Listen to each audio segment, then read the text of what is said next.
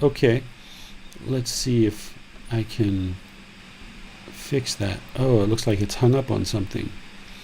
Yeah. Thanks to Bassam for pointing that out for us. Okay.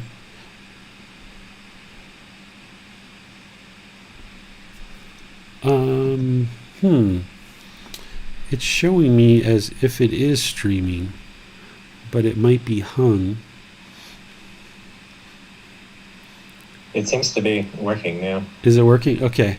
Just some impermanence there. All right.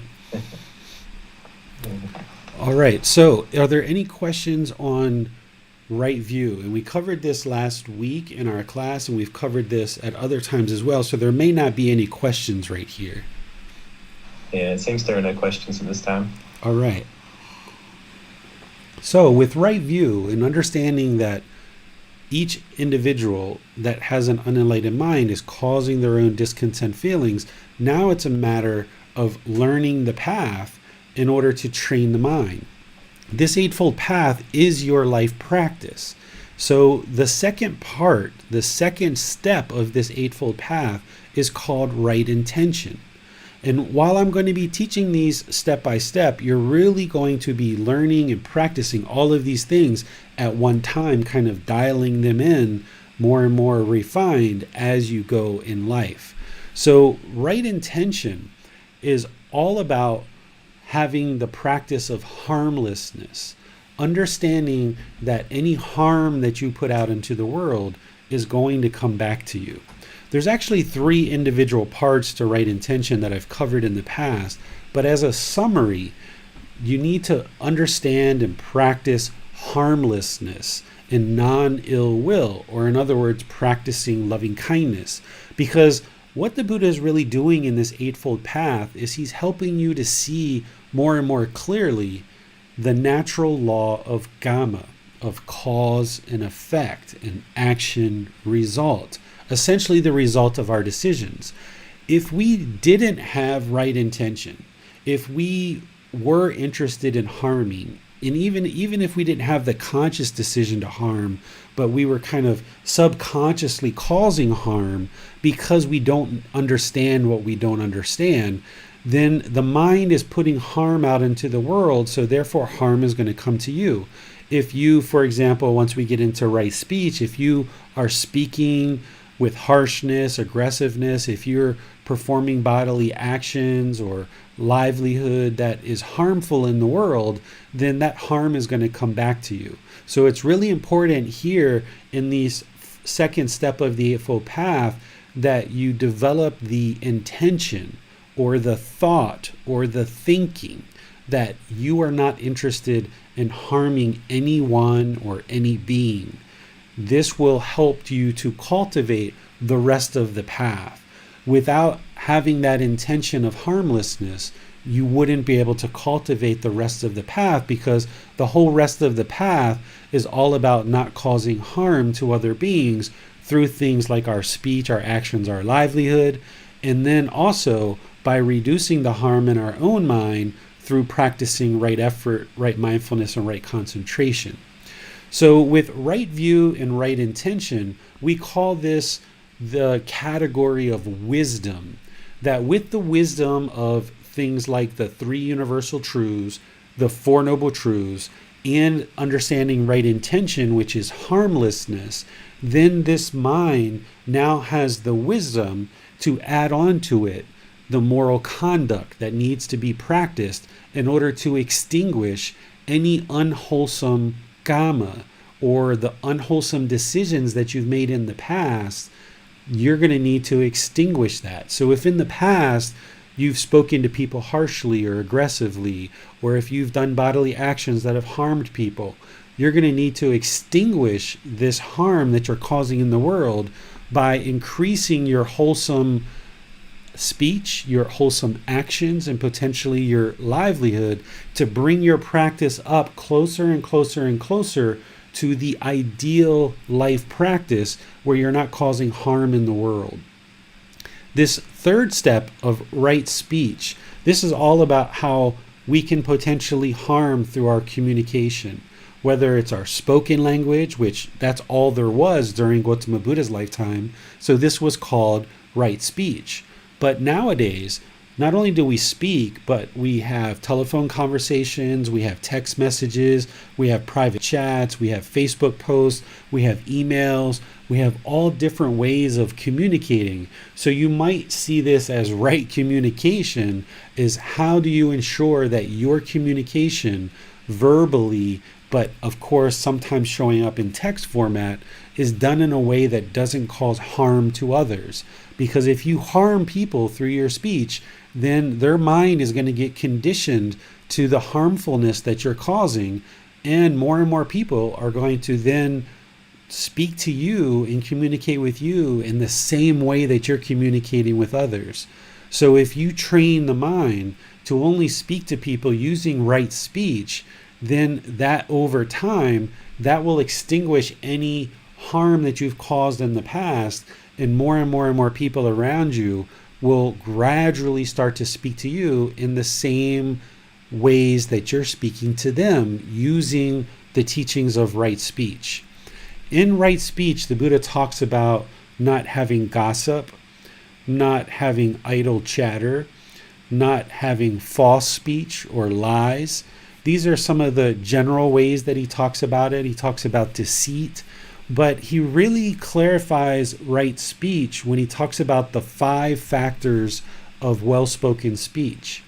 In the 5 factors of well-spoken speech, he clearly lays out exactly what we need to do in order to bring our speech up to a point where we're not causing harm to any beings. And what he says is that in practicing these 5 factors, we will ensure that we're not causing harm. The first factor is that we speak at the right time. If we speak at the wrong time, if we're interrupting people, it's going to cause harm because people don't like it when they're being interrupted, and you're going to find that people interrupt you. Another aspect of right time, or speaking at the appropriate time, is if your mind is angered and frustrated or irritated, that's the wrong time to be speaking with somebody about some particular thing. You should calm the mind, settle the mind before you actually engage in conversation. If that means if you're writing an email, you need to get up and walk away from the computer, or if that's when you're in a conversation, you need to put that on pause, step away for a while before you can re-engage on that topic, whether it's a few minutes, a few hours, a few days. Make sure you're speaking at the right time where the mind can be aware, it can be concentrated, and it can ensure that you're practicing these good, wholesome teachings, because if it's the wrong time, you're going to be causing harm, so therefore harm's going to come back to you. The second factor of well-spoken speech is to speak the truth. Ensure that you're a truth speaker, one to be relied on, not a deceiver of the world. Because if you go around lying to people and telling false truths or being deceitful, then people are going to learn that you don't speak the truth, and people are going to know that. And then you're going to find that people are deceptive and tell you things that aren't the truth as well. And you're going to find it very difficult in your personal and professional relationships to be developing these relationships and benefit from them if you're lying to people. So ensure that everything you say is the truth. The third factor is that you speak gentle. This is where you look at your word choice, your tone, your tempo, and ensure that you're not speaking harshly or rough with people. Ensure that you speak gentle with people. And this will ensure that you're not causing harm. The fourth factor is that you speak beneficially or with purpose, that you don't just have idle chatter where it's kind of erroneous, frivolous speech, and it's not beneficial to others. Because if you speak in a way that is just idle chatter and frivolous speech, over time, people are going to learn that whenever this person speaks, they're not benefiting me or the other people, so why should we even talk to this person? So you would like to be sure that as you speak in all conversations, that you're speaking beneficially with a purpose, and it's helpful to others. Then the fifth factor is that you speak with a mind of loving kindness. The opposite of loving kindness would be with hatred or anger or ill will, right? And there's lesser versions of that too. When someone's frustrated or irritated or annoyed, they might speak in a way that's very unkind or disrespectful or impolite. So it's important that when you're speaking, that you do so with a mind of loving kindness. And then the Buddha sums all of this up, and he talks about speaking blamelessly without blaming other people. Because if you blame somebody for something, even if it was a mistake, truly a mistake, then nobody likes to be blamed for things because they were just made an honest mistake. Instead of blaming people and looking to assign blame or fault, just look for a way to get to the solution, because the problem of the mistake is in the past. If you're having a conversation with somebody about a mistake, it doesn't benefit you to blame them and make them feel that they're at fault, because they already know that. And what's most important for you in that situation is to find solutions to problems. So if you speak this way with all 5 factors and you aren't blameful, then what you're going to find is that your conversations go really, really well. And rather than believing these 5 factors and thinking that they could potentially be true or false, what I would suggest you do is go through past conversations in the mind after class at some point. Conversations that went really, really well. And you and the other person walked away feeling that, wow, this was a really great conversation. And what you're going to notice is all 5 of these factors were being practiced, including blamelessness. And then look at conversations that you had difficulties in and perhaps ended with frustration or irritation or annoyance, or both of you guys being angry or hostile towards each other. And what you're going to notice is that either one or more of these 5 factors weren't being practiced. And that's why the conversation fell apart. And that can be really helpful for you to see that these teachings are indeed truth. So that's a way that you can reflect on this and looking at things that happened in the past. A way that you can implement this into your life and into practice is from this point forward, now that you understand the 5 factors of well-spoken speech and to speak blamelessly, you're not going to be able to snap your fingers and instantly be able to practice this, because the mind has been doing what it's been doing for a very long period of time. You need to slowly, gradually train the mind to come up to these 5 factors of well-spoken speech as the ideal way of practicing all the time. So now, from this point forward, when you have a conversation and it goes really well, and now you're by yourself, reflect on that. Look at your conversation you had in a certain day and be like, wow, when I spoke with Barbara or Robert or whoever, then notice how you and that person, even though they might not even know the 5 factors of well-spoken speech, both of you were practicing them very, very deeply, and that's why the conversation went so well. And then from this point forward, when conversations don't go well for you, notice how you and or the other person is not using these 5 factors of well-spoken speech.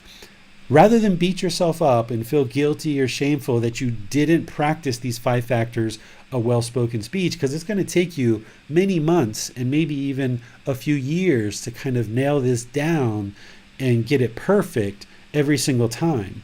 Rather than feeling guilty or shameful, look at the conversation after it's done and look at what factors you didn't practice well. Did you not speak at the right time? Did you not speak the truth? Did you not speak gently? Did you not speak beneficially? Did you not speak with a mind of loving kindness? Did you blame people? Were you blameful?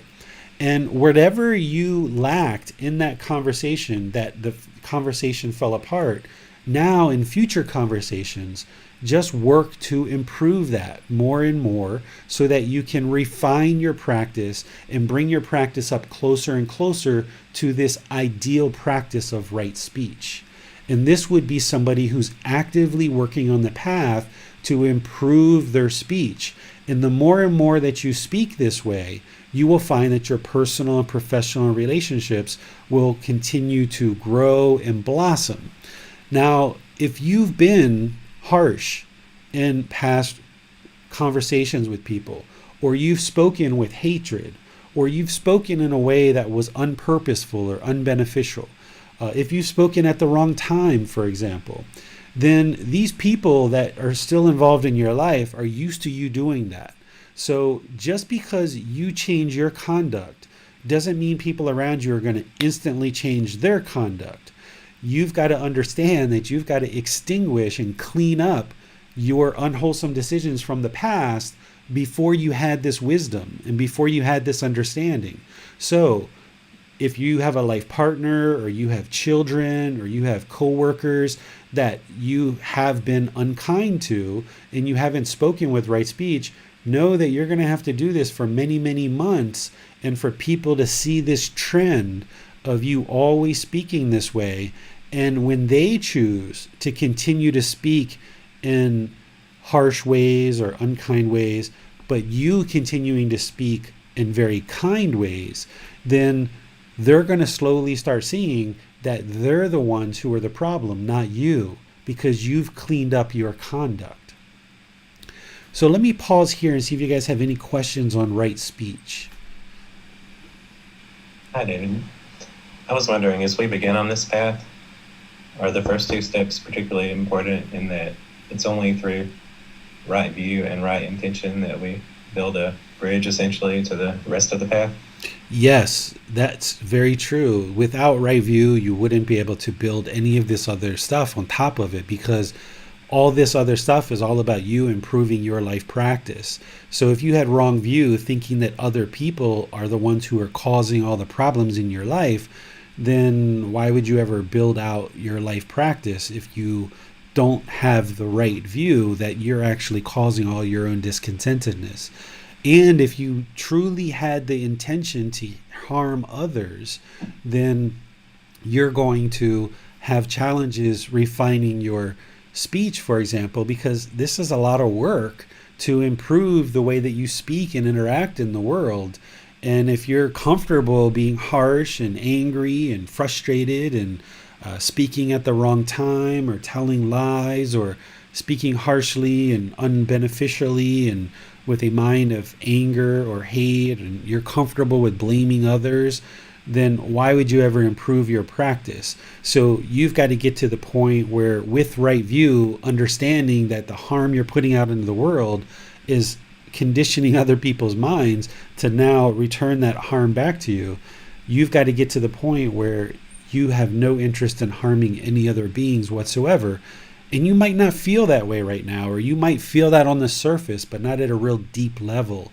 And you've got to soak that into the mind so deeply that you just have no interest whatsoever to harm any being at all.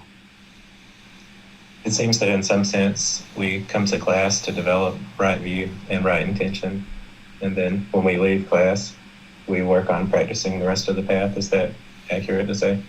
Yeah, I think coming to classes like this, and the group that I was talking about beforehand, like here in Chiang Mai, we have a small group of people who we get together on a weekly basis. And if you guys end up coming to Thailand for a retreat or something like this, you can cultivate your practice amongst other practitioners. And then when you move out into the world, you kind of have charged up your gas tank, so to speak, and you'll find it easier to practice these teachings around others. So coming to these classes on Sunday, Wednesday, and we also teach on Saturday as well, it's a way of being part of a community and around other practitioners who are practicing, so that then you will find it easier to kind of emulate those practices in daily life. So one of the things that I aspire to do in all of these classes and all of my interactions is to practice right view, right intention, right speech, and all these other teachings, so that you guys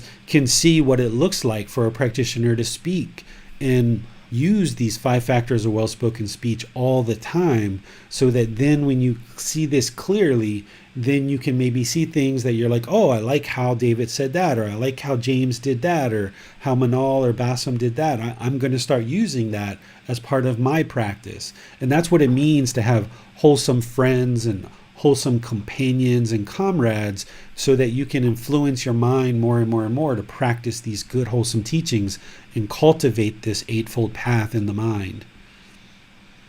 Thanks, David. Let's go to Gloria now, who has her hand raised.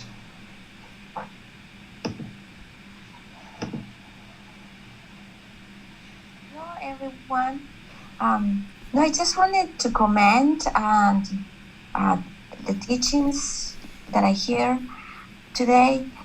I am just so amazed that these are things that were known for hundreds of years, and look at us, we are in 2021.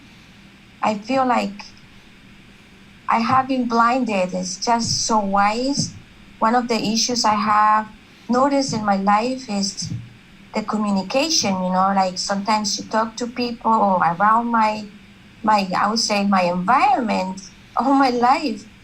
And one of the things that I noticed was interruption, where we're talking and then we were interrupting each other and then we get upset. And this is so these teachings are so old, and I was just like, wow, why didn't I know about this?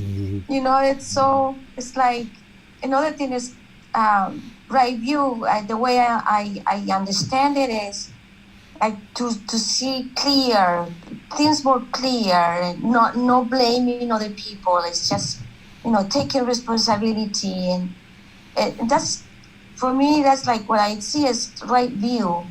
It's like, wow. But it's because, and I don't want to say I'm blaming, it's the environment, it's the way, like the behavior, the mind was trained not to see it, or to get used to, blaming is not me, it's others. And when in fact, to have a clear mind, right view, is to understand that in reality, it's we need to be responsible for what is around us and for our actions and what we say. So it's just so amazing, just like, wow. I feel like, how come I didn't know this for so many years and I will not have so many issues in my life? Yeah, that's 100% true, Gloria. We don't grow up in Western culture understanding these teachings. And this is, the mind doesn't understand what it doesn't understand. So while the physical body might be 40, 50, 60 years old, the mind hasn't developed with the wisdom of these teachings. And now that you are learning these teachings, just be grateful and appreciative that you have access to these teachings, because now that you're starting to learn them, you can practice them and see the results as you practice them more and more. And this is why, me now having rediscovered these teachings here in Thailand, my interest is to share them with all those who are interested in learning them. And because I deeply understand these teachings from here within Thailand, but I am from the West, I can now create this bridge, like you said, or James said, I think, this bridge from, Western world into a place like Thailand, where you can get exposure to these teachings. And now through deeply practicing them, you can clean up all your Gama, or your moral conduct, so that you can then now realize the benefits of having done so. Well, a question from Sonara. She says, Mr. David, to practice right speech, we are supposed to avoid idle chatter. But what exactly is idle chatter? Idle chatter is like frivolous speech, unpurposeful speech, unbeneficial speech,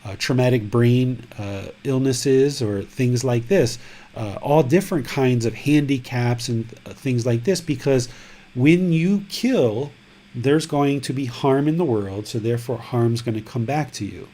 So you should always work to ensure that you're not killing any human beings, of course, and don't allow any sponsored government or organization to tell you that it's okay for you to go do that, because you're putting yourself in harm's way. Because you're causing harm, harm is going to come back to you.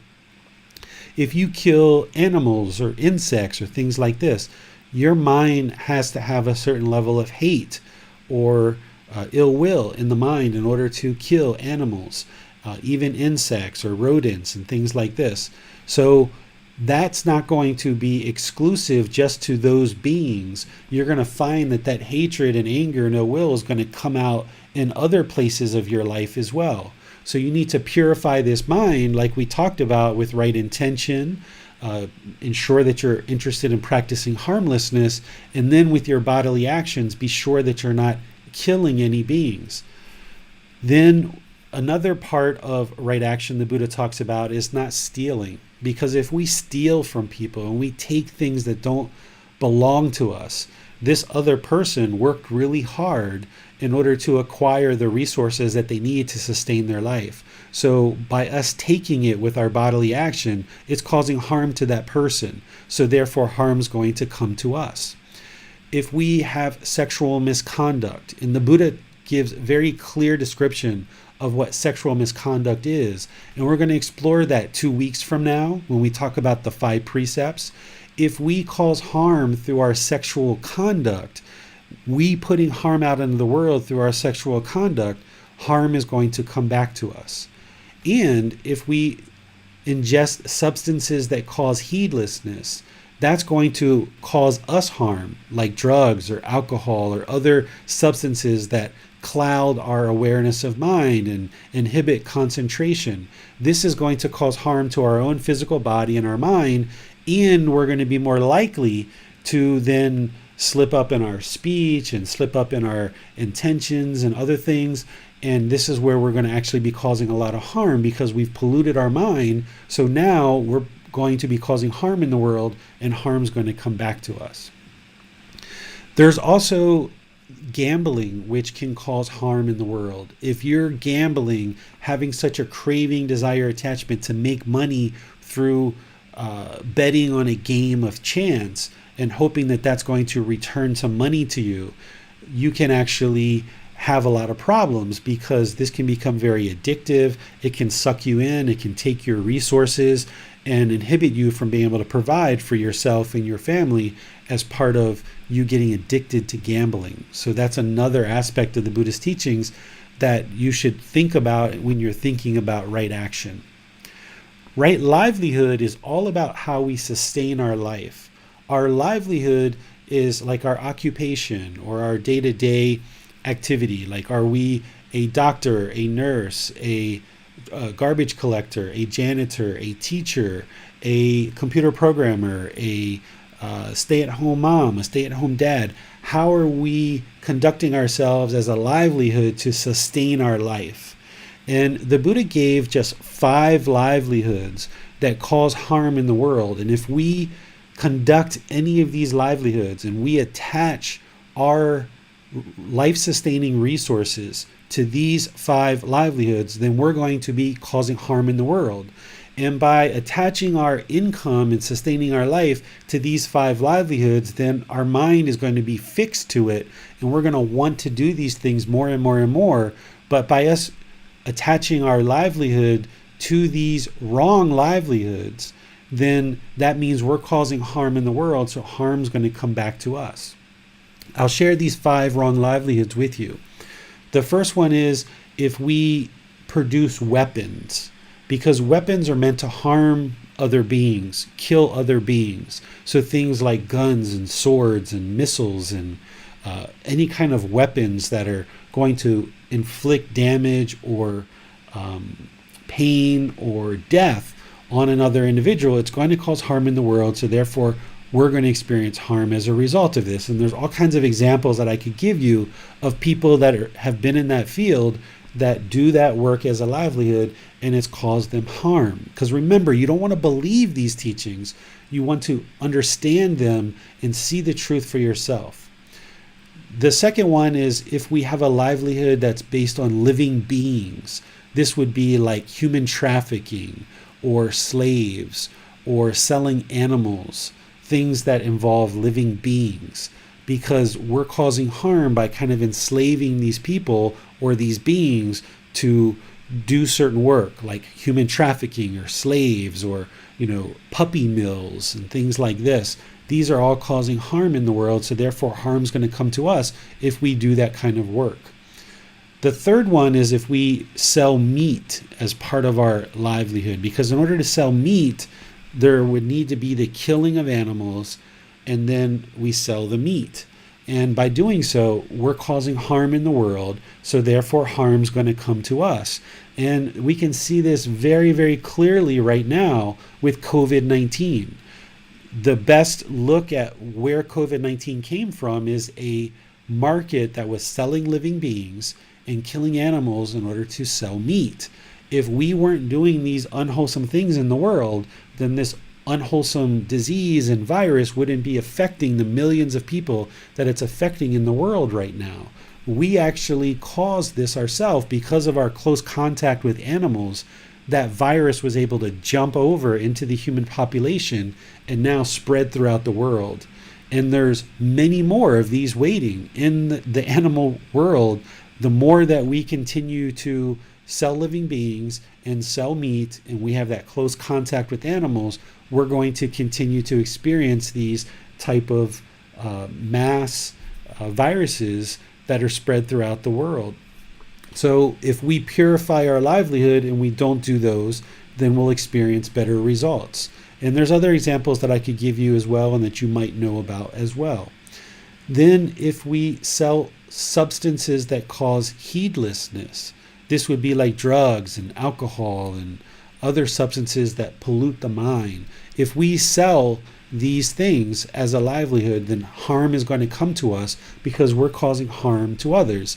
I'm not sure about other places, but if you look at places that get robbed often, it's usually liquor stores that are getting robbed, and people are getting killed in these liquor stores because that's where robbers will tend to go and thieves will tend to go, and they will rob liquor stores.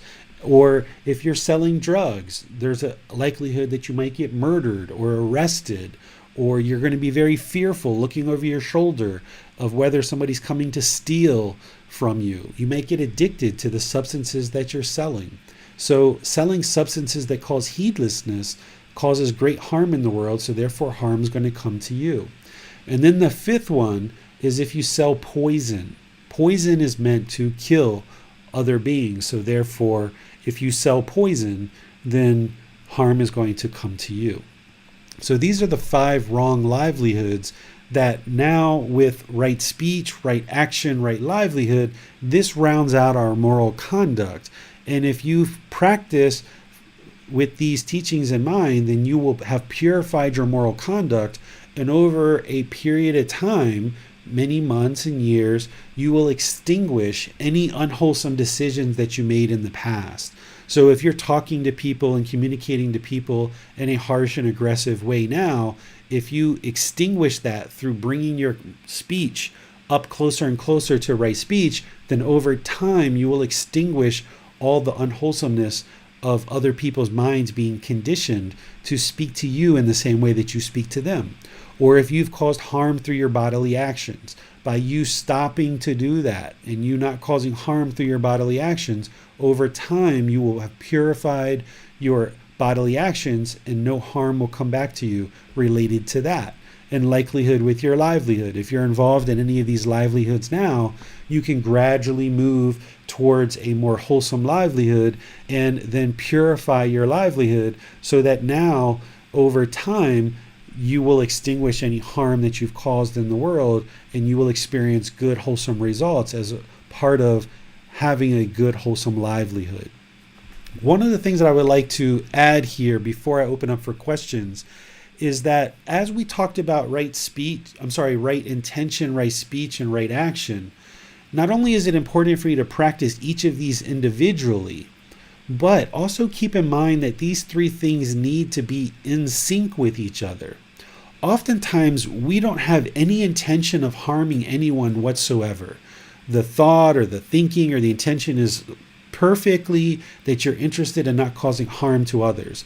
But because you're not practicing those 5 factors of well-spoken speech, you come across in a way that people hear you speak and they are harmed because of the speech. So you need to make sure that your intentions emanate from this place of harmlessness, but that then becomes in sync with your right speech and likely or likewise with your right action, that while your right intention is emanating from a place of harmlessness, that your bodily actions do the same thing. Because if you get lazy or you get complacent and you just kind of walk about the world, you might bump into things or step on things and break things without putting real intention to actually having done it. You might have actually made a mistake or inadvertently caused an accident with your bodily actions. So it's important that not only do you practice those individually, but you make sure that your intention, speech, and actions are in sync so that more and more people can clearly see that you have no interest in harming others through your moral conduct. So with that, let me just open up to questions before we start talking about the last 3 steps of the Eightfold Path, which is part of mental discipline. I wanted to ask a question of clarification about right livelihood.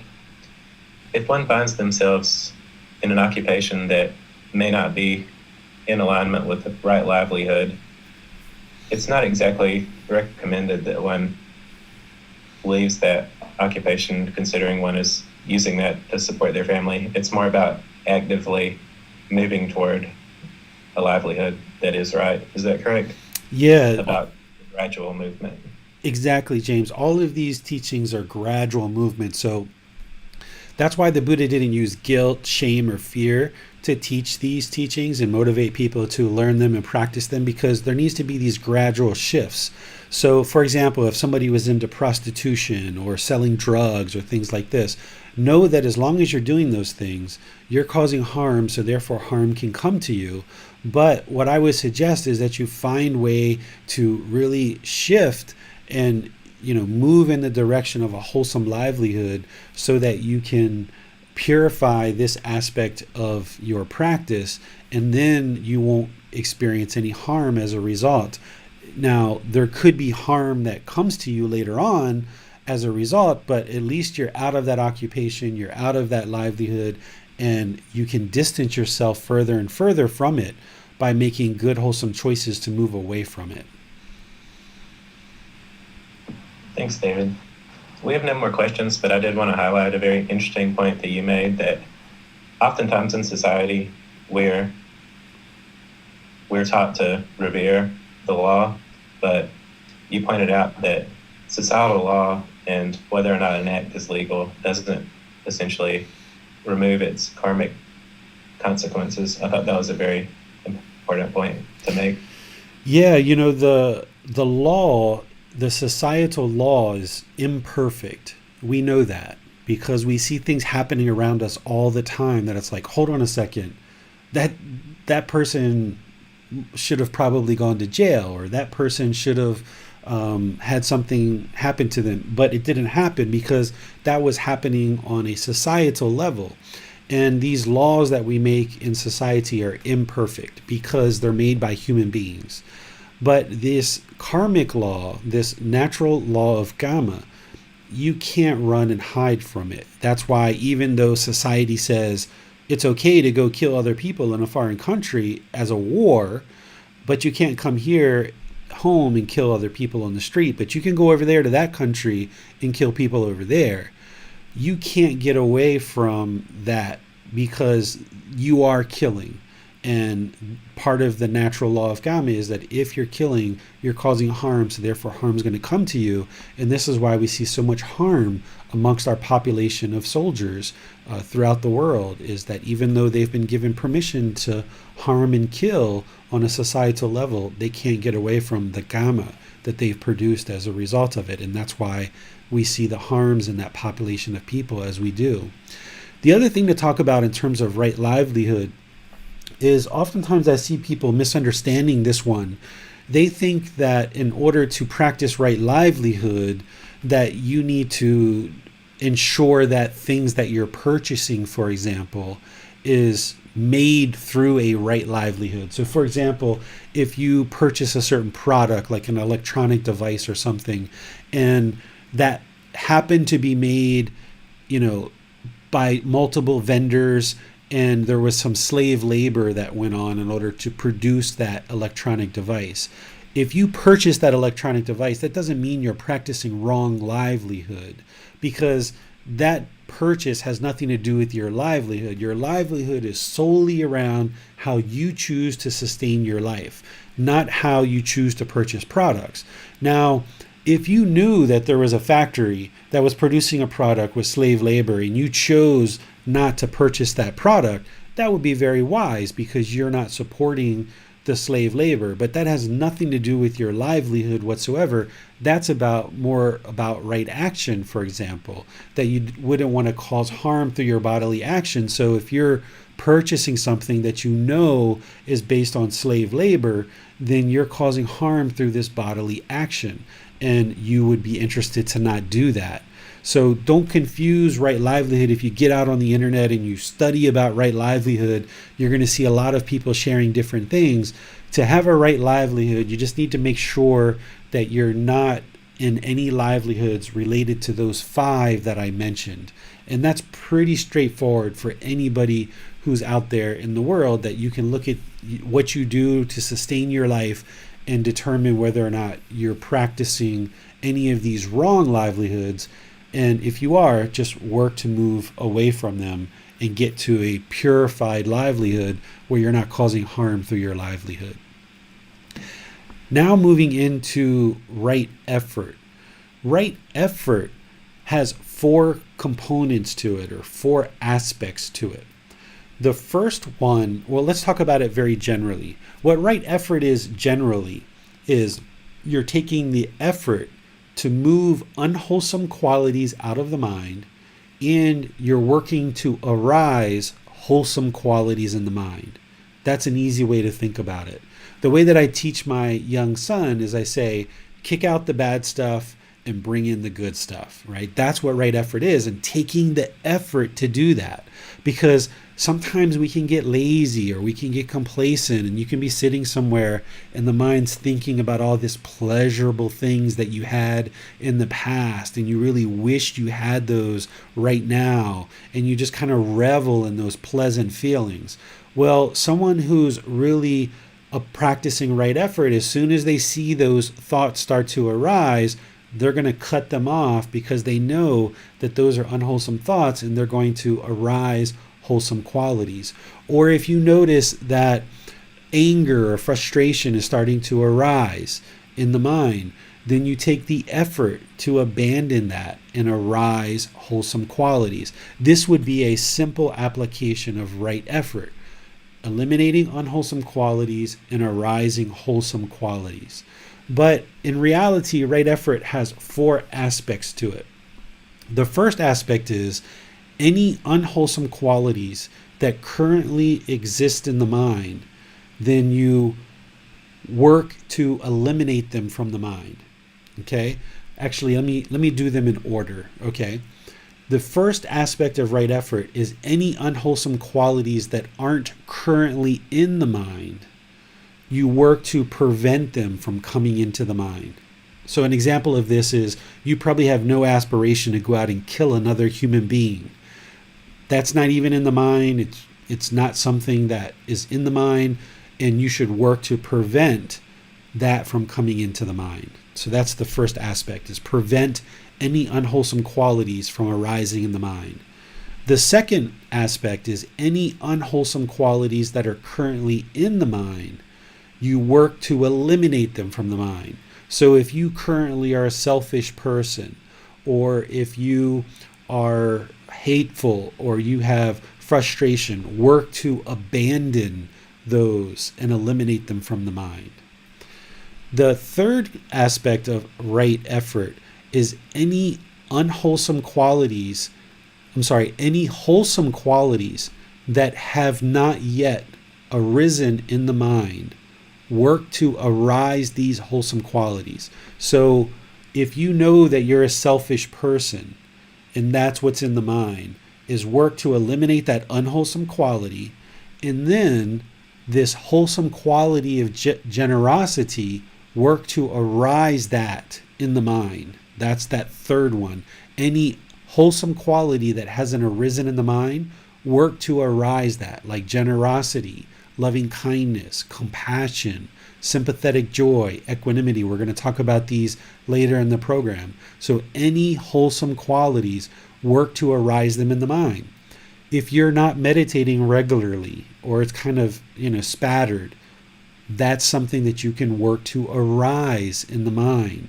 Or you're not even, meditating at all, work to arise that in the mind. Take the effort to arise this wholesome quality in the mind. The fourth aspect of right effort is any wholesome qualities that are currently in the mind, support them, encourage them, and don't allow them to fade. Okay, so there's these four aspects. Let me just go through them again. Prevent any unwholesome qualities from arising in the mind. Any unwholesome qualities that are currently in the mind, work to abandon them. Arise any wholesome qualities that have not yet arisen in the mind. Any wholesome qualities that are currently in the mind, work to support them, encourage them, and don't allow them to fade. This would be an application of right effort, and it takes your effort to do this. It's not going to just happen by itself. You have to take the effort to do it. Right mindfulness, I generalize this and teach it as awareness of mind, but there's actually four aspects to right mindfulness as well. But at this point, just understand it as awareness of mind, where you need to be aware of the thoughts and the feelings that arise in the mind. And this is really important, because by having awareness of mind, you can then apply right effort. Because by having awareness that there is hatred or anger that's starting to arise, you can now apply effort to abandon it and arise loving kindness.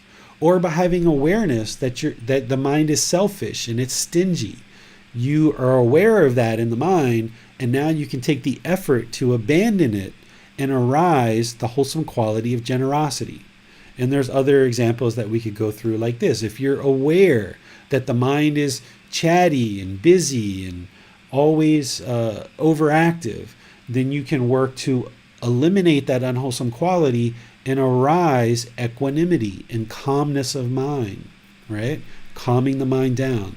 So awareness of mind is really important as part of this path, is that you're always aware of the thoughts and feelings, perceptions, what's going on in the mind.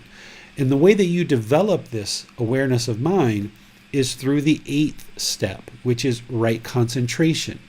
What right concentration is all about is practicing meditation.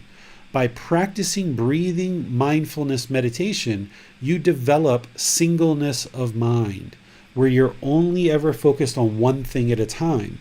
If your mind's really scattered and you're trying to think about multiple things at one time, it's going to be very difficult for you to have concentration, and therefore it's going to be difficult for you to have awareness of mind, and therefore it's going to be difficult for you to apply right effort to abandon the unwholesome quality and arise wholesome qualities, because the feelings and thoughts are rapidly going through the mind so quickly, you're not ever concentrated on just one thing to be able to skillfully work with the thoughts and feelings that are arising in the mind. So it's this breathing mindfulness meditation practice that you do on a daily, consistent basis, 2 or 3 times a day, to develop this singleness of mind this concentration, and also awareness of mind, right? Mindfulness. That's why it's called breathing mindfulness meditation. By practicing this regularly, you're going to be developing your concentration, your focus, your clarity of mind more and more. You're going to be developing right mindfulness or awareness of mind more and more. So then you'll be able to apply right effort, where you're cutting off the unwholesome thoughts, letting them go, and arising the wholesome thoughts. And as you do this more and more and more, you're cutting off these unwholesome thoughts and arising wholesome thoughts, that the unwholesome thoughts won't arise in the mind, because you've cut them off further and further and further and further down, and you've uprooted the unwholesomeness and you've replaced it with wholesomeness. And that's where the mind moves into this peaceful, calm, serene, and content mind with joy, because it's no longer experiencing any unwholesome thoughts whatsoever.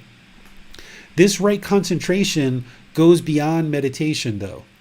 Yes, meditation is important, but in order to develop concentration and singleness of mind, you've got to practice this in daily life. If you notice this whole Eightfold Path, there's many aspects of this. You've got to practice this all day long. So you meditate, yes, to develop right concentration, but also in daily life, you never allow the mind to do more than one thing at a time, because it can't actually do more than one thing at a time anyway. So if you're watching TV, you just watch TV. If you're eating, you eat. If you're talking on the phone, you talk on the phone. You just do one thing at a time. So now you're not training your mind to rapidly cycle from thing to thing to thing to thing to thing. Because if your mind's rapidly cycling to thing to thing to thing, you're not going to have this mindfulness or awareness of mind. Therefore, you're not going to be able to apply right effort. So this is part of your mental discipline, that in order to refine the mind and train it, yes, we've got to do meditation, but we've also got to do all these things outside of meditation. Oftentimes, the focus of this practice to enlightenment becomes all about meditation for some people. It's just all about meditation. Yes, meditation is important. You wouldn't be able to attain enlightenment without meditation.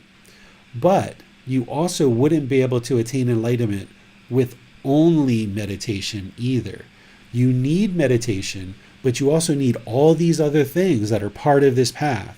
If you break this down with meditation being one step, right concentration, and kind of just one component of that step, then meditation is about 10 or 12% of this path, which means for a certain period of time during your day, you're going to be meditating, but you've got a lot of other hours in your day.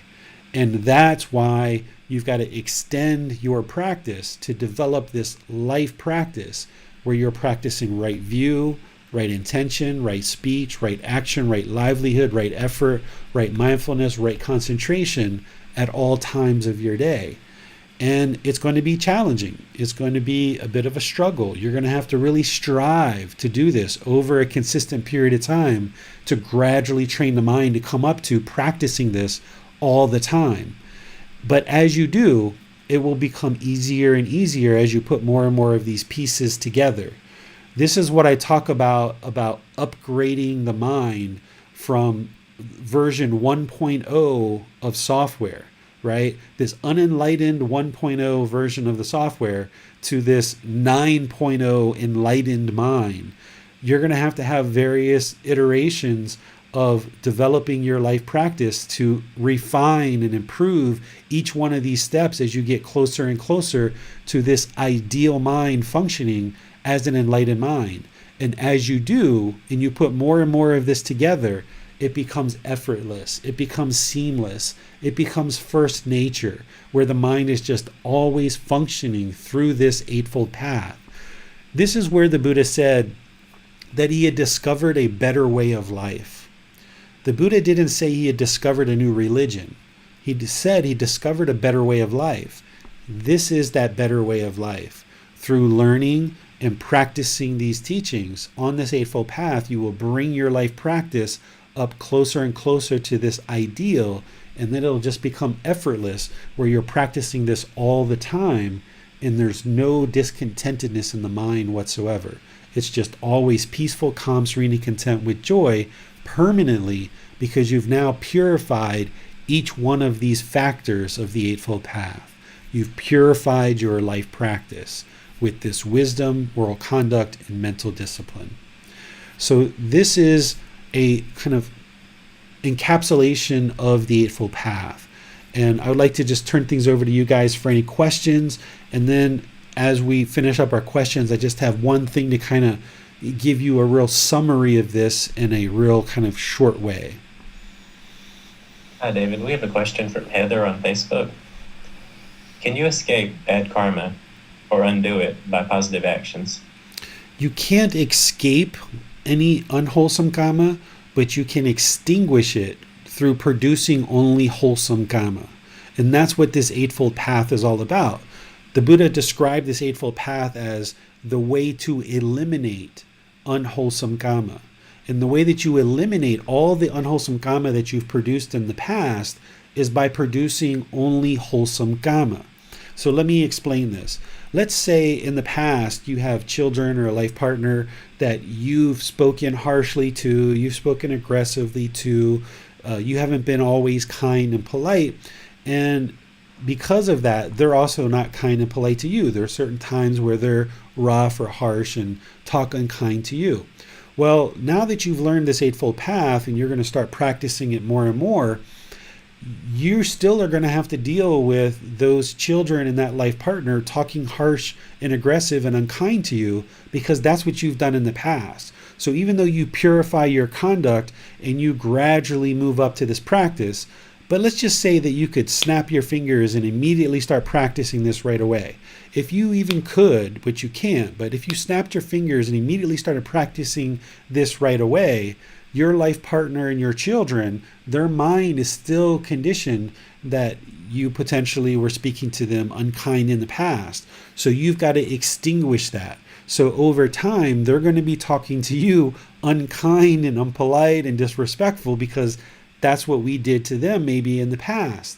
And now we've got to maintain our practice. We've got to maintain the purity of our life practice and just keep practicing this life practice until they start to slowly, gradually realize that it's them who are talking unkind, unpolite, and disrespectful, and they have to purify their conduct. But you can't run from that. The fact that we did harm in the past, it's going to come back to us. But it's through purifying our conduct that we extinguish those unwholesome decisions that we made in the past by producing only wholesome decisions through practicing these teachings. And as we practice them more and more, we're making these good, wholesome decisions.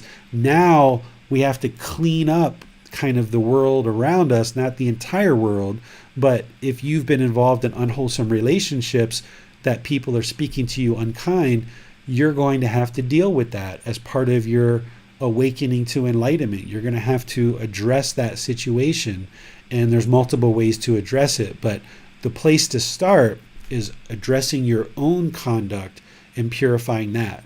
But there's no way to run or escape what we've done in the past. All we can do is purify our conduct, start producing more and more wholesome conduct, and then as we do, work to kind of clean up what we've done in the past. Thanks, David. Let's go to Gloria now, who has her hand raised.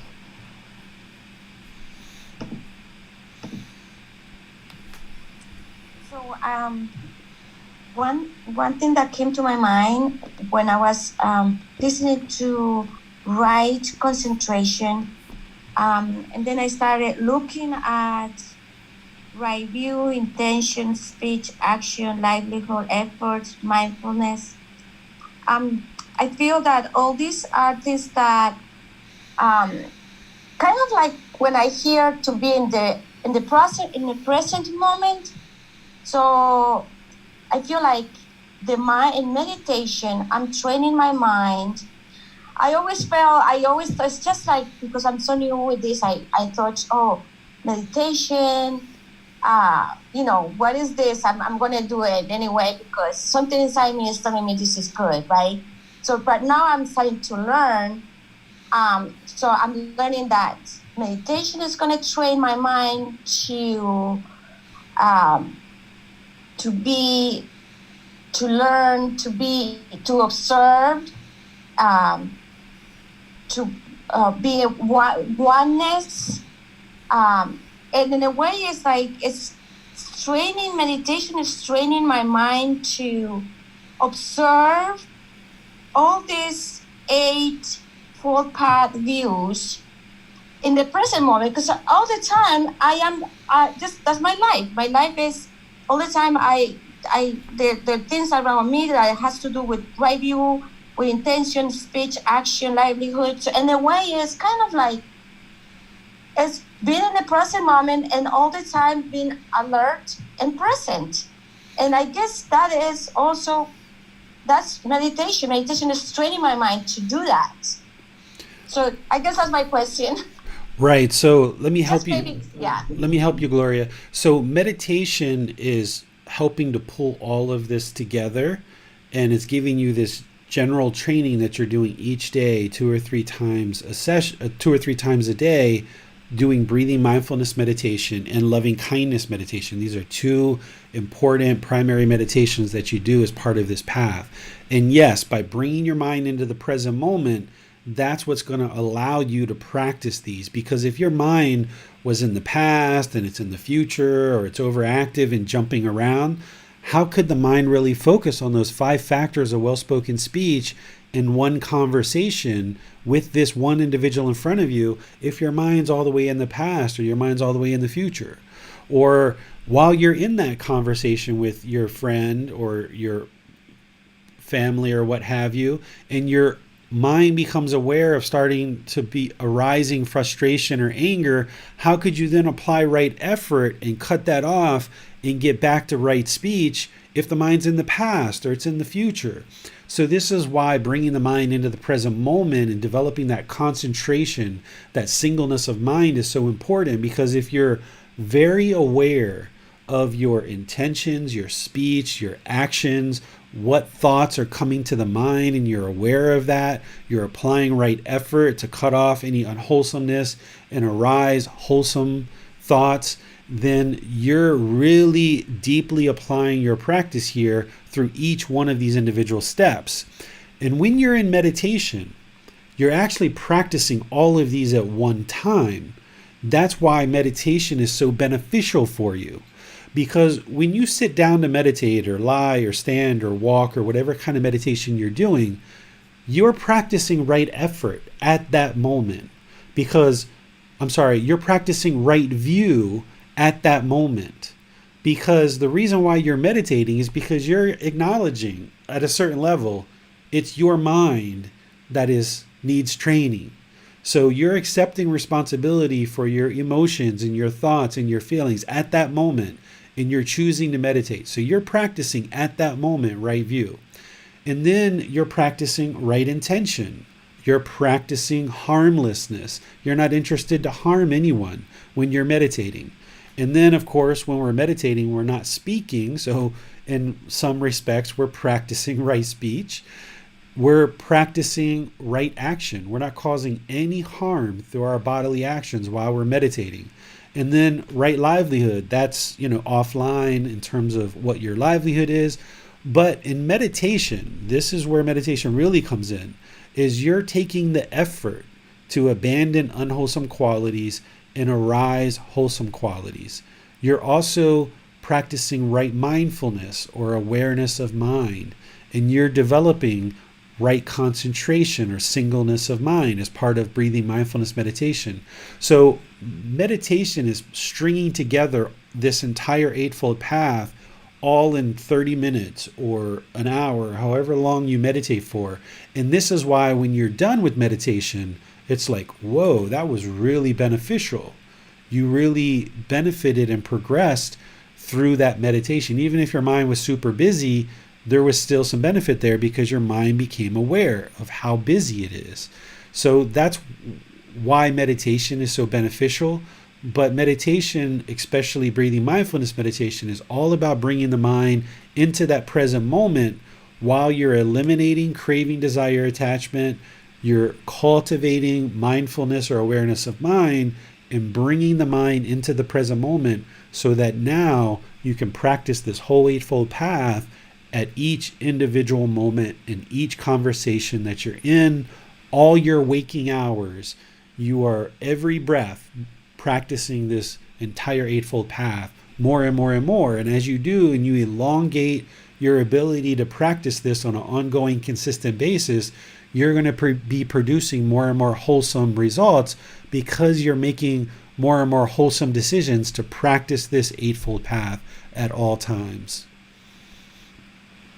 We have a question from JM.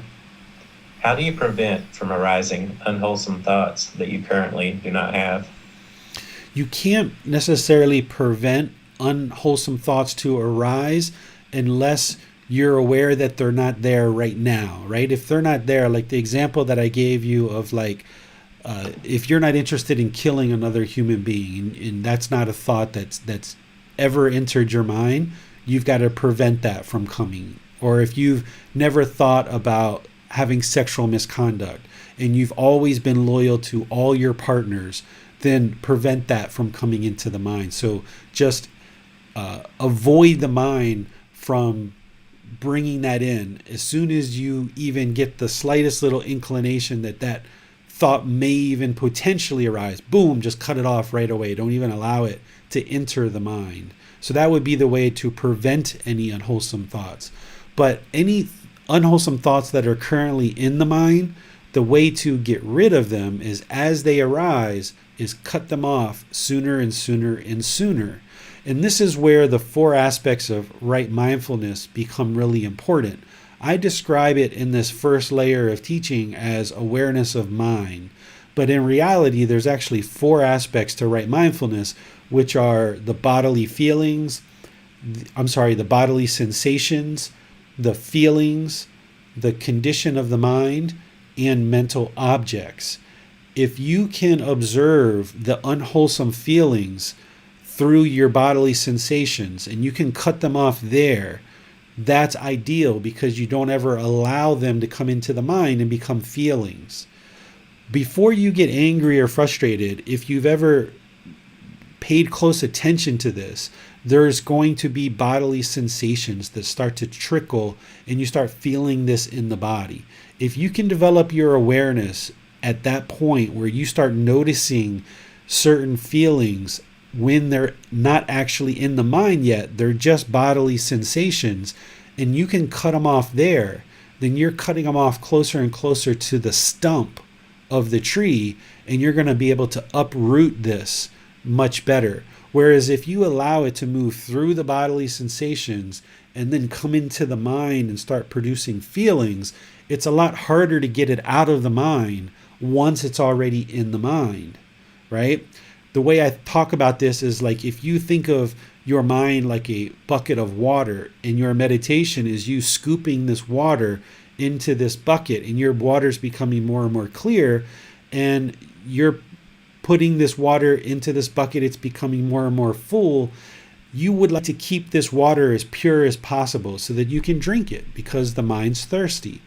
Well, if you can see that this person's coming towards you with poison to put into your water, then the wise thing to do would be to put a lid on that bucket and not allow the person to put poison in your water. Because if you can avoid the poison going into the water, then your water stays pure. So if you can feel those bodily sensations starting to arise and you can cut it off there, then it never gets into the feelings. It never gets to the mind. It's like putting a lid on this bucket. But if the person does put the poison into the water, you can still get the poison out, but it's a lot more challenging at that point.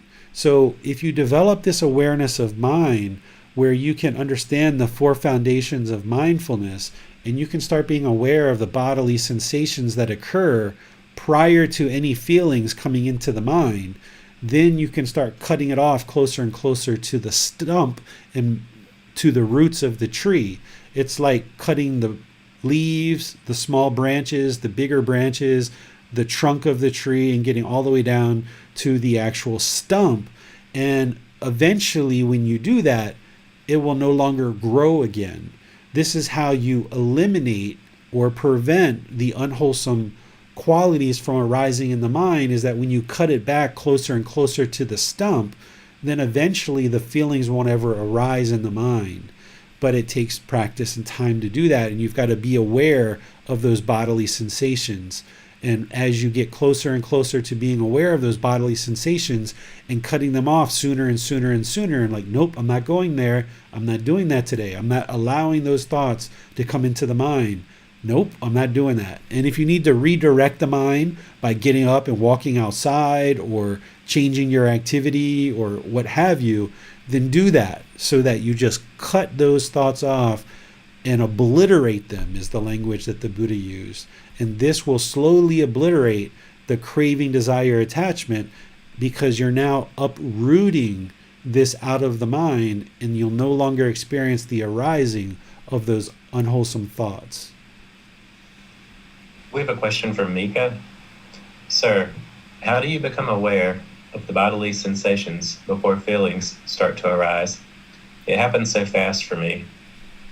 If it's happening fast for you, that's because you're not slowing the mind down yet.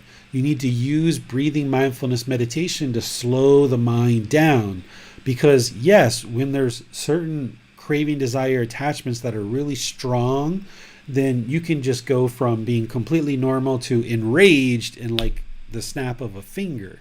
And that's the whole problem, is that your mind is reacting to the situation rather than responding. So you've got to slow the mind down through practice. This isn't like a pill that you take and then you meditate once and everything's fixed. You've got to develop this life practice where you're meditating 2 or 3 times every day over a long period of time, and you get more and more awareness of mind. And then as the mind starts slowing down and you knock down some of these really intense cravings, on some of the smaller ones, you'll kind of notice this slow arising of these bodily sensations before they come into feelings of the mind. And when you become aware of those sensations, after a few times, your mind gets tuned into it more and more and more. But it sounds like you, at this point, don't have awareness of those bodily sensations, and that's why you need to be practicing 2 or 3 times a day over multiple weeks and months and years to develop this awareness of mind. Now, this enlightened mind, where you completely eliminate discontentedness and it's permanently peaceful, calm, serene, and content with joy, it's not going to come in just a week or two, or even a month or two, or probably even a year or two, right? It's a dedicated, consistent, determined, diligent practice that you have to apply yourself to. But the rewards are substantial. If you could click your fingers right now and completely get rid of discontentedness, I'm sure you would do that. But you can't. It's not possible to do that. So you've got to apply this gradual progress of learning this path and implementing it into your life more and more. So becoming aware of those bodily sensations is important, but you've got to develop this meditation practice and all these other aspects of the path to get more and more in touch with what's going on as these unwholesome things are starting to arise, so that you can get in more and more touch with the bodily sensations that are arising, so that you can cut them off there. That's not where people start, right? Like, that's the whole problem. If your mind is experiencing discontentedness and fierce, strong discontentedness, it's because you're not aware of the bodily sensation. So where you're probably starting is at one of those other parts of the 4 foundations of mindfulness. You might be aware of the mental objects, or you might be aware of the condition of the mind. You haven't developed your mindfulness or awareness of mind with the feelings and bodily sensations. So that's why you've got to commit yourself and be dedicated to this practice to develop this awareness of mind. Thanks, David. Let's go to Basam now for our Zoom questions. Well, a comment from Manal about moral conduct. She says, in the Hawaiian Islands, where I am currently, there is an ancient saying called Ho'oponopono, which also underlines this very same, accepting total responsibility our own conduct in order to make repetitions. I didn't hear a question in there, Bassem. Did I miss something? Yeah, just a comment from Manal. Oh, okay. Just a comment from her. That where she's at, they also practice accepting responsibility for your conduct. Yep. Yeah, I mean, Exactly. this path is just so right on, right? The Buddha taught 2,500 years ago. His teachings have been around since that time for a reason, because they work. The challenge that we have in the world is that there's not that many people that really understand these teachings. And that's what you now have the opportunity to learn, reflect, and practice these to improve your conduct and improve your wisdom and improve your mental discipline. We don't have to go out and change the world. All you need to do is focus on your own mind, develop your own life practice. And by you doing that, you learning and you growing in this practice, you will develop a mind that is peaceful, calm, serene, and content with joy over time. And if you dedicate your time to doing this, slowly learning, gradually reflecting, gradually practicing, and ramping up your practice closer and closer to this ideal, you will see the truth for yourself, that the condition of the mind will gradually improve. That's why these teachings aren't based on belief, because you can see the truth right here, right now.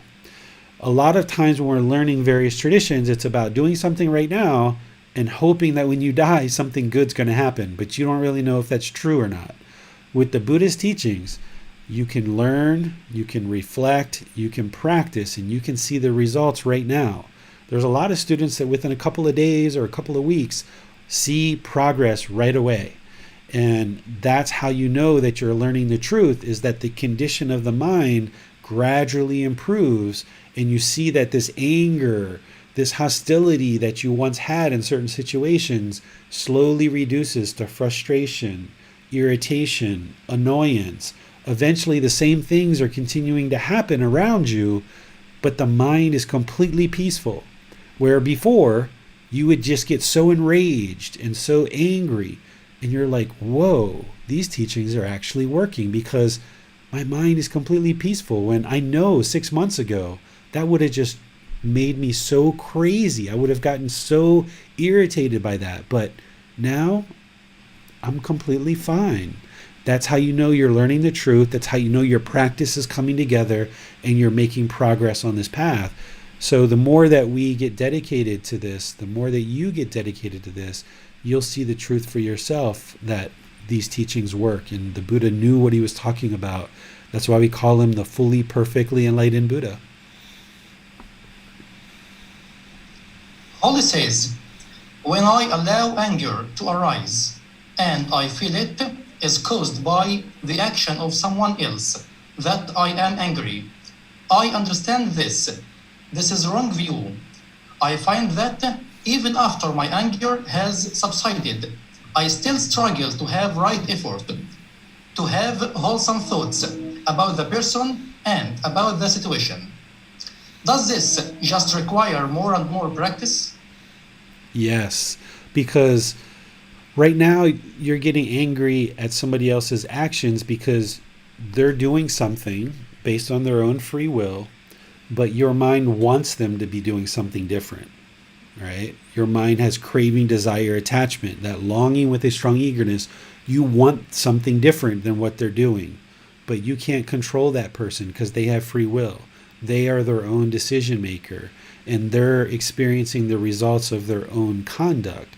So the only thing you can do is let go of wanting this person to be different than they currently are.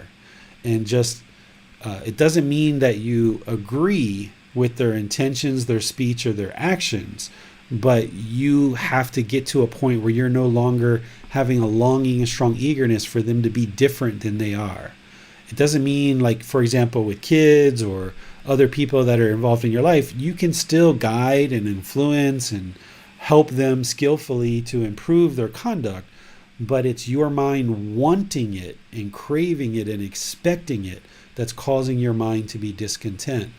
Now, once you're aware of that discontentedness and cutting that off and letting it go, you've just got to reinforce that you're causing this, you're causing this, you're causing this.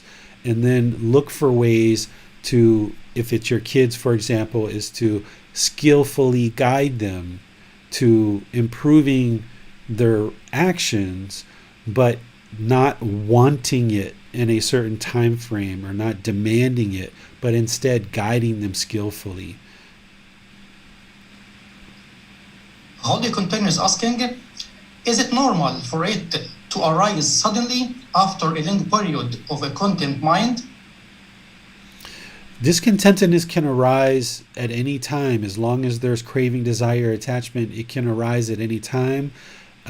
If there's strong craving, desire, attachment, it can arise very quickly without the mind even realizing it. So the deeper the craving, desire, attachments are, the quicker and the more intense the discontentedness is going to be, and the longer it's going to linger.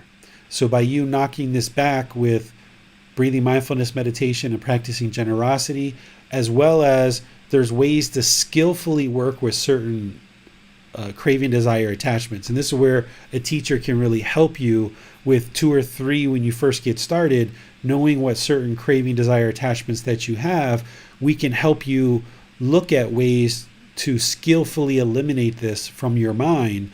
And when you learn how to create these little plans for yourself, then that will then be able to be applied to other craving, desire, attachments that you don't even realize the mind has right now that are going to arise later. When you start knocking down certain craving, desire, attachments, and you start getting liberated from the discontentedness associated with those craving, desire, attachments, there's going to be other ones that pop up. It's like whack-a-mole, and they start popping up, and you got to start knocking them down. But if you do your breathing mindfulness meditation 2 to 3 times a day, and you're practicing generosity as a continuous ongoing thing, and then seek guidance with your teacher privately to put together a skillful plan to address some of the craving, desire, attachments that are arising.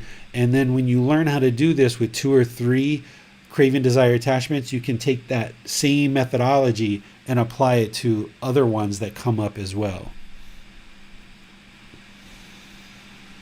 Another question from Holly. She says, what can a person do when feeling discouraged and consumed with thoughts, even during meditation? Yeah, I often think of discouragement like complacency. Sometimes it kind of can move into complacency, and there can be a lack of motivation where the mind gets discouraged because, once again, that craving, desire, attachment, right? The mind wants to be somewhere that it's not. The mind wants this peaceful, calm, serene, content mind with joy, but yet it's still experiencing discontentedness. So it just keeps craving and craving and craving and wanting and wanting. So because it wants to be peaceful, it wants to be calm, it wants to eliminate this discontentedness, the discontentedness is coming in. It's getting disappointed. It's getting discouraged. That's discontentedness itself, based on this craving of wanting to be somewhere else that it's not. You've got to just calm down and realize, like, okay, this is a long journey. This is a long journey. It's not a short road trip. It's a long journey of many journeys of journeys. And you've just got to take your time. And when you notice that the mind maybe becomes complacent or lack motivation, okay, maybe it's like that for 2 or 3 days or a week or 2. But at some point, you've got to invigorate the mind through investigating the teachings by coming to these classes, by reading the book, by listening to the podcast, by meeting with your teacher. This investigation of the teachings is going to spring up energy in the mind, and it's going to produce joyfulness.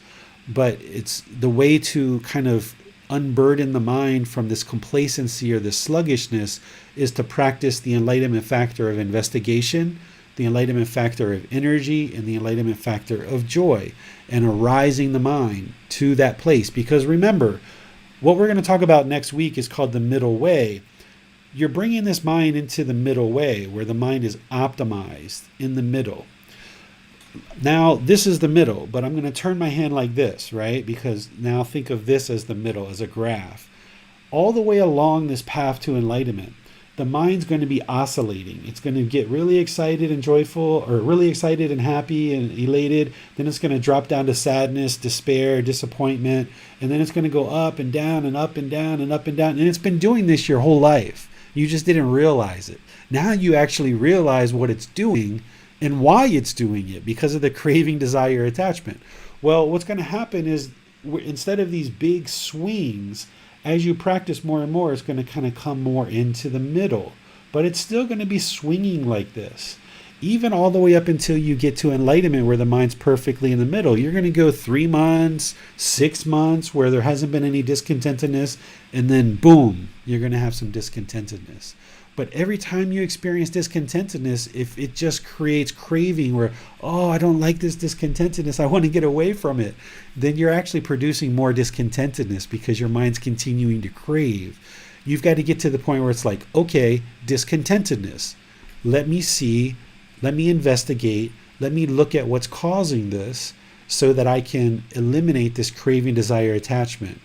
Because as long as you keep wanting what you don't have, you're actually going to just keep producing more and more discontentedness. You've got to stop this whole cycle of the mind having craving, desire, attachment. It becomes discontent. Now, the mind's discontent because it's discontent, right? Because the mind wants this peaceful, calm, serene, content mind with joy. It wants that so badly that whenever it experiences discontentedness, it gets more discontentedness because of this additional craving, desire, attachment that's on top of whatever the initial one was that caused you discontentedness. So you've just got to understand that you're going to be discontent. The mind is going to be discontent for many more weeks and many more months and maybe a few more years, Holly. It's going to be discontent. It's just going to happen. Just accept it. But instead of being frustrated or irritated that it is discontent, instead just look internally and try to figure out what's the craving, desire, attachments that are causing it, and eliminate those so that it will no longer experience on that particular craving, desire, attachment, because you have many that you need to eliminate. Think about the mind like a bunch of rubble and rubbish in the back of a pickup truck. And Holly's from Alabama, so she knows what a pickup truck is, right? Think about your mind like a whole bunch of rubbish in the back of a pickup truck. And there's like a cargo net that is holding the mind down in this unenlightened state. And this cargo net has, many different anchor points all the way around the bed of the pickup truck. Well, the mind is unliberated. It's being controlled by this craving, desire, attachment. And all these anchor points around the pickup truck are all these individual craving, desire, attachments. And any one of these craving, desire, attachments can flare up, and it keeps the mind trapped in this discontentedness. Well, what you're doing in this practice is you've got to become aware of each of those individual anchor points of the cargo net around the pickup truck. And slowly but surely, as you become aware of those anchor points, you've got to go around and cut them. You've got to snip that anchor point. Okay, boom, this one anchor point just got released. The mind can breathe a little bit, but it's still trapped. It's still got many craving, desire, attachments. And now you become aware of another one. Look at that craving, desire, attachment. Now I've got to cut that one. And your mind isn't going to be liberated until you cut every single one of these anchor points. Every single one of these craving, desire, attachments, you have to skillfully learn about, you have to skillfully understand, and you have to skillfully eliminate in order for the mind to be fully liberated. And it's not going to get to that point for a really long period of time. Just consider yourself that you're never going to get enlightened this life. Just, okay, I may never get enlightened this life, and that's okay. But I'm just going to work as best as I can to learn and practice as I can in this life and do the very best job possible to become aware of these individual craving, desire, attachments and cut them wherever I see them. And as you do, this cargo net will come off the mind more and more, and now it will be liberated from being held down by all this craving. A question from Sarah. She says, are these things only about my conduct towards others or also about my conduct towards myself? I noticed it is easier for me to notice when I am not doing right speech towards others, since it appears more obvious than towards myself, like being too harsh to myself, too impatient, judging or blaming myself for things which are not my fault. Is the Eightfold Path also including my conduct or speech towards myself? Yes, absolutely. Because when you are practicing right intention or harmlessness, you've got to have that directed at your own mind as well. And that inner voice that oftentimes people have in the mind, if it's speaking to you negatively and telling you all these horrible things, you've got to clean that part up too. That's the mind, right? The mind causing its own discontentedness. That's why the 6 senses that we talk about, or the 6 doorways of discontentedness, it's not just the 5 senses that we know about. It's also the mind as well, because the mind will cause itself to be discontent through having this right speech or wrong speech internally in the mind. You've got to clean that up too, where you're always looking at positive things, wholesome things, always looking to cultivate wholesomeness. One of the things that I remember from my time when I was in America is that whenever it would rain, people would get very negative and sometimes disgruntled, like, oh, it's raining out, like, oh, it's raining. Well, it's just raining, right? When I came here to Thailand, it's like when it rains, people are like, all right, it's raining. Yeah, because now it's not as hot. It cleans up the streets. It makes the plants grow better, so we get more fruit, more vegetables. So people are actually joyful here when it rains. I'd never seen that before until I came to Thailand. And that's when I realized that whatever's happening in front of us, it's all perception. We can take any event and we can choose to look at the positive side, or we can choose to look at the negative side. It's completely our choice. So when you've got that negative voice in the mind, you've got to evict that girl or evict that guy or whoever it is in there. You've got to evict them from the mind and start thinking positively about all situations. It doesn't mean you ignore things that are problems in the world. It just means that you look for the positive side of things and you look for solutions rather than always looking at the problems. We have a question from Mika. Can body scanning in Vipassana meditation help in being aware of bodily sensations besides breathing mindfulness meditation? That's what I understand from Vipassana practitioners. It seems like that's what is happening, but I've never actually practiced Vipassana meditation, so I don't know. But it seems like that's what they're doing through their body scanning, is becoming more aware of the bodily sensations in that first foundation of mindfulness. So you would have to speak with someone that practices Vipassana. I didn't need Vipassana meditation for this. I observed it in daily life. In the past, when I used to get angry, I started noticing the bodily sensation before the mind actually kicked off into anger. Also, while in breathing mindfulness meditation, if there was a little tickle or a little sensation or a piece of dust or a fly or something on the surface of the skin of the body, I observe that as a bodily sensation and develop the ability to observe the bodily sensations. So you can try Vipassana and connect with somebody who does that, because it seems like that's what they're doing with Vipassana body scanning, but I wouldn't know myself because I actually didn't use Vipassana in the practice that I developed. Thanks, David. We have no more questions at this time. All right.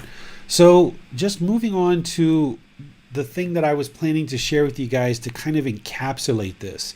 If you're going to kind of screenshot something or copy and paste something or take notes on something, this would be like a really good kind of like one-page way to kind of encapsulate the entire path in a very consolidated way. Is that here what I've done is I've listed out all of the 8 steps, and then I've just really briefly summarized it in as short a words as possible.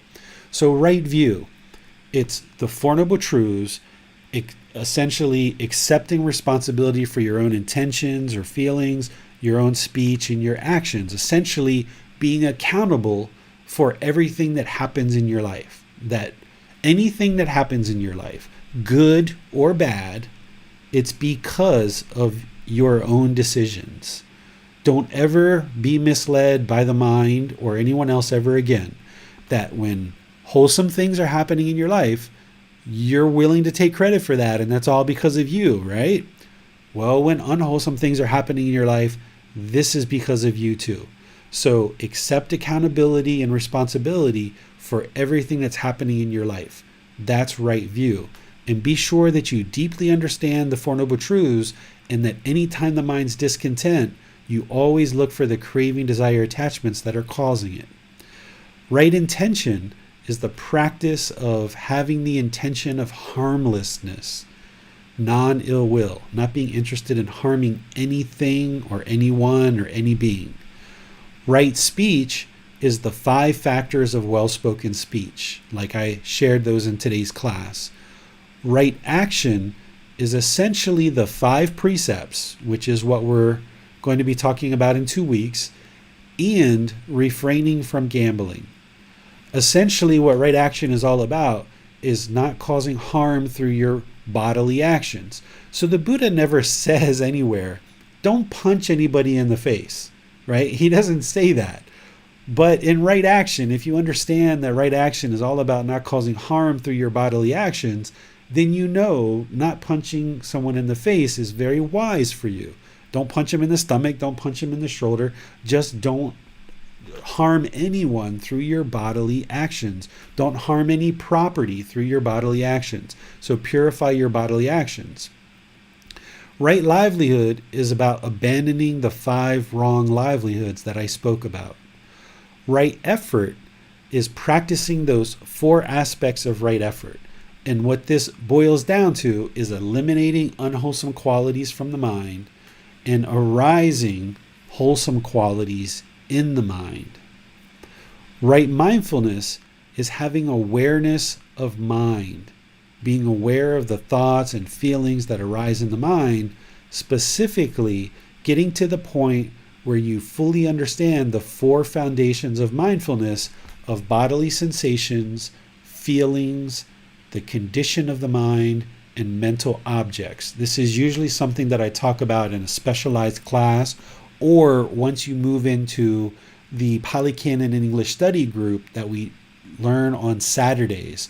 Because once you're studying with the words of the Buddha, that's the time where I introduce the 4 foundations of mindfulness. But for now, work on developing this awareness of mind, and specifically if you can work on observing these bodily sensations that happen prior to any feelings arising in the mind.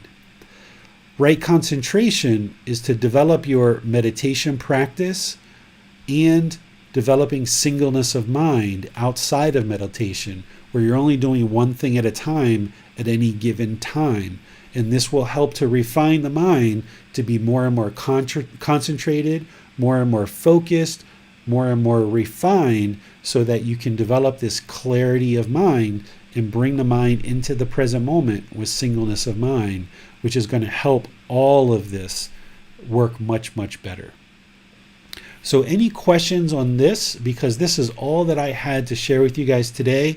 And I would just like to be sure that you fully understand, both in detail and then in this kind of summarized way, of what the Eightfold Path is and how these steps all work together, because this is your life practice. You need to deeply, deeply, deeply understand this, soak it into the mind, and see how to actively apply each of these individual steps to your life in your life practice.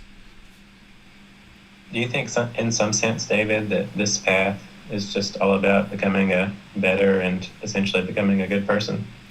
Yes, that's what this whole path to enlightenment is abandoning those reactive, instinctive, kind of animalistic behaviors where we're reacting and when somebody doesn't do what we want, we rah, right? That's kind of that anger and hostility. That isn't how a human being should function. A human being should be calm and peaceful, polite, respectful, friendly. We can do this, but with this pollution in the mind, this craving, this anger, this ignorance or unknowing of true reality, it's very difficult and human beings will struggle. And that's why we've struggled our whole life.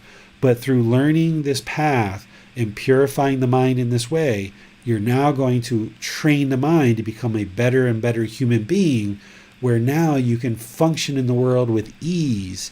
And you will find that your personal and professional relationships will just be so easy and so smooth. It doesn't mean you're never going to meet a challenge. When you're enlightened, you're still going to have challenges in life. There's still going to be challenges that arise. But by that time, your mind will be so peaceful, calm, serene, and content with joy, and you will have so much wisdom that no matter what challenge arises, you will be able to handle it with a calm and peaceful mind, and you will be able to apply wisdom to the situation to resolve it. Because what happens in the unenlightened mind is we look at things as problems.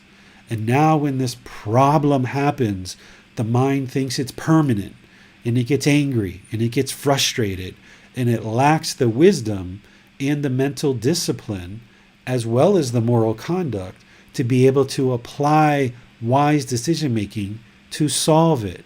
So it just struggles.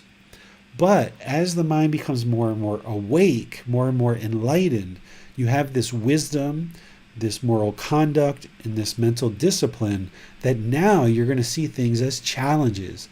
This challenge has arose. How do I apply wisdom, moral conduct, and mental discipline to this in order to resolve it? Because I know it's impermanent. Anything that arises in your life, it's impermanent. It's just a matter of making the right decisions to improve the situation. So rather than looking at things dreadfully as problems and that they're going to be permanent and they're weighing down on your shoulders, instead, here's this challenge. Let me see how to apply this wisdom, moral conduct, and mental discipline to resolve this impermanent challenge, right? And if you can look at things this way, it often can become quite enjoyable to start applying these teachings in a way that moves this challenge to a better and better result. And as you do this, applying these teachings more and more and more in your life, that's part of how you accumulate wisdom. Because right now, it's a bit cumbersome because your mind has always done things a certain way in the past, and that's why it struggled. But now you get these new teachings, this better way of life that the Buddha talked about, and now you've got to kind of figure out, you've got to slow down, you've got to think, and you've got to ponder about this new challenge that arose, and how do I apply some of the Buddhist teachings to this? And when you do, the first time you apply the teachings, you might only apply it kind of 20 or 40%. But that's more wisdom that you now have of how to apply these teachings in that situation. That same situation arises again. Okay, I'm going to use that same 20 or 40% of wisdom that I learned last time, but now I'm going to add some more. And now it's 60 or 80% solution. Okay, now you've got more wisdom because you're practicing and you're seeing how these teachings work in a real life setting. Well, now that situation happens again. And based on the previous situations and all the wisdom that you have already acquired, now you apply more wisdom. And now, whoa, that actually worked in that situation. And it completely got resolved 100%. Now you've got wisdom. But that doesn't mean every single situation is going to be exactly the same as that. So you've got to go through life experiencing all these various challenges, all this gamma that you produced in the past. You've got to now experience all of that as you were experiencing before, but now you've got to do it through this eightfold path, cleaning up. using your wisdom, using your new moral conduct, using your new mental discipline, and clean up all of these unwholesome decisions that you've made in the past. The very first unwholesome decisions that you've got to clean up is your own moral conduct, your own mental discipline. This is why you've got to learn, and you've got to bring your practice up closer and closer, and you've got to work on your own mind. And then as you become a better and better human being, as you say, James, now you can work skillfully with your children, perhaps, maybe with your life partner, maybe with your coworkers. You're not trying to change them, but you're now more skillfully able to make decisions in the moment that lead to better and better results. So you've got to gradually learn this path, gradually apply it, gradually acquire this wisdom, and then it's just an iterative process.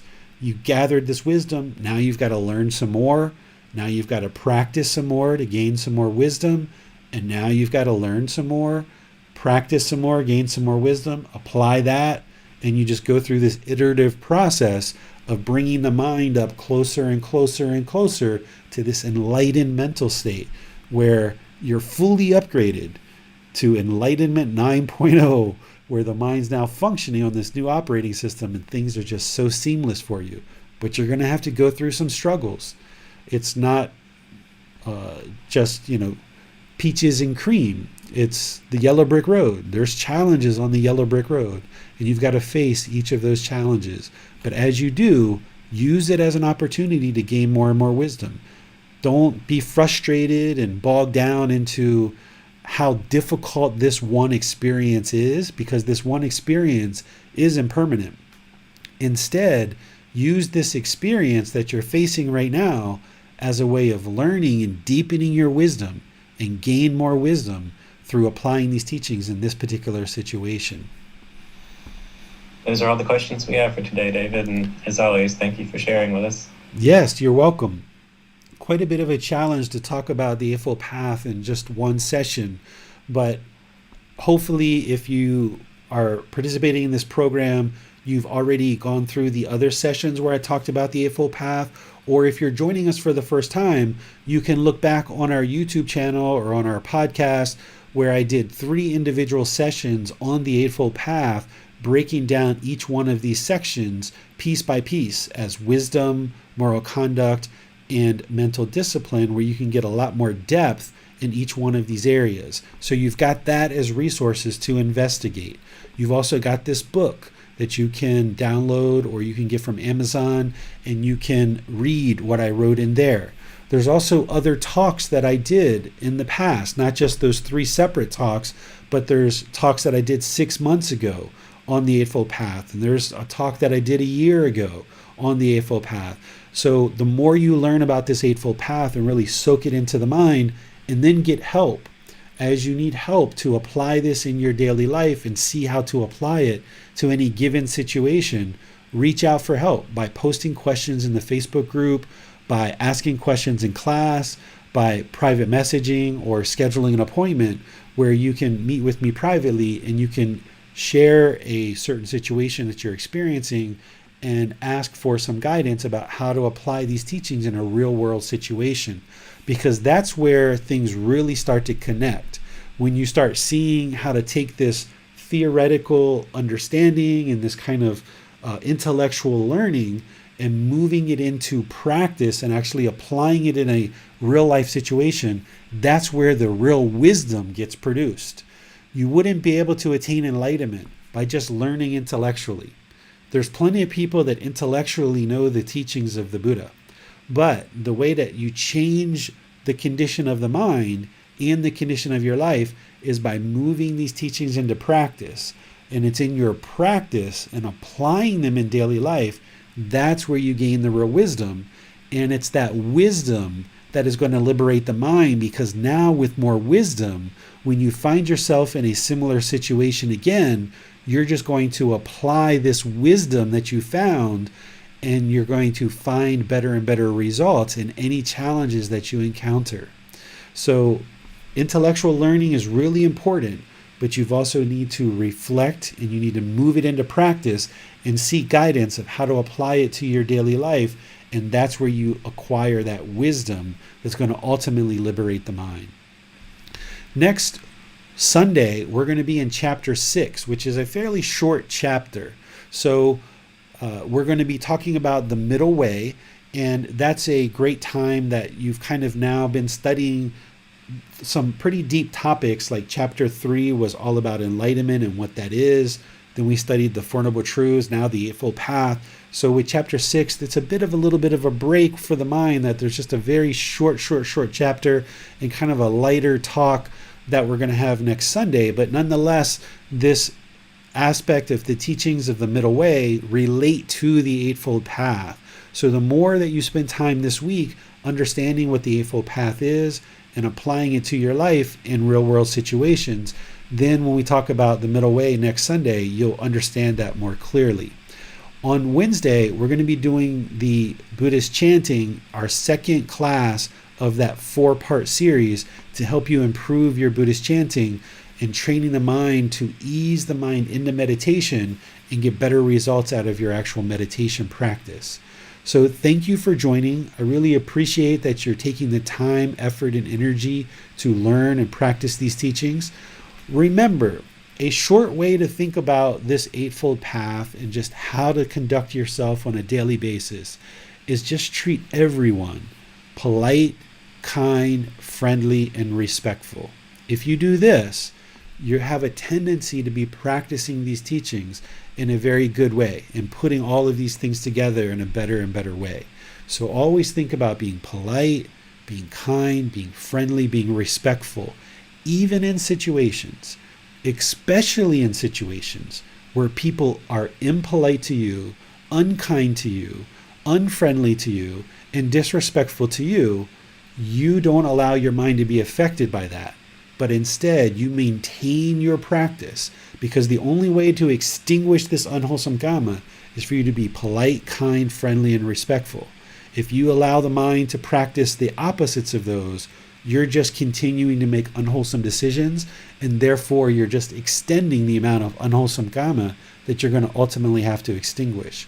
So the sooner you start practicing this wisdom, moral conduct, and mental discipline, you'll be able to extinguish all these unwholesome decisions from the past and get the mind to be peaceful, calm, serene, and content with joy permanently. And you'll be so glad you did. So I'll see you in our next class, either Wednesday or Sunday. And for those of you guys that participate on Saturday, I may see you then as well. Have a wonderful rest of your day. Sawadee ka.